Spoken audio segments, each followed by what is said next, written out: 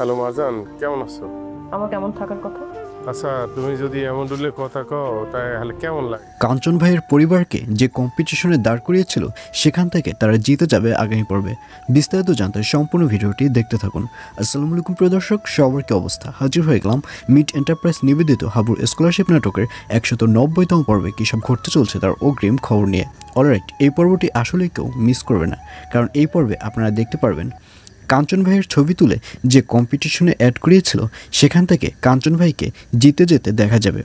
আর এই ব্যাপারটি পেয়ে হাবু অনেক বেশি খুশি হবে এবং সে গ্রামের সবাইকে এক করবে এবং এক করে বলবে, আজকে আমি আপনাদেরকে একটা খবর দেব, সেটা হচ্ছে জিতে যাওয়ার খবর।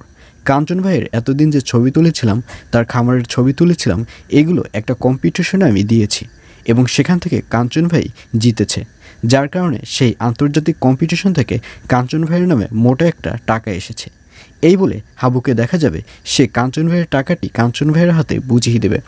আর টাকা পেয়ে কাঞ্চন ভাইকে দেখা যাবে সে খুশিতে একদম কান্না করে দেবে।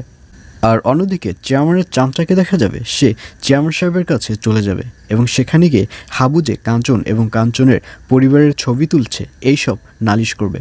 আর এই কথা শুনে চেয়ারম্যান সাহেব হাসতে থাকবে। সে বলবে, আসলে হাবুর যে গার্লফ্রেন্ড রয়েছে তাকে তো আমি প্যাকেট করে পাঠিয়ে দিয়েছি, যার কারণে হাবু এবার পাগল হয়ে গেছে। পাগল হয়ে যার তার ছবি তুলে ফেসবুকে পোস্ট করছে। আসলে হাবুর মাথা পুরো নষ্ট হয়ে গেছে।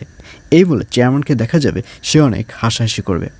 আর অন্যদিকে হাবুকে দেখা যাবে তার মারজানের কথা হঠাৎ করে মনে পড়ে যাবে এবং সে মারজানকে ফোন দিবে।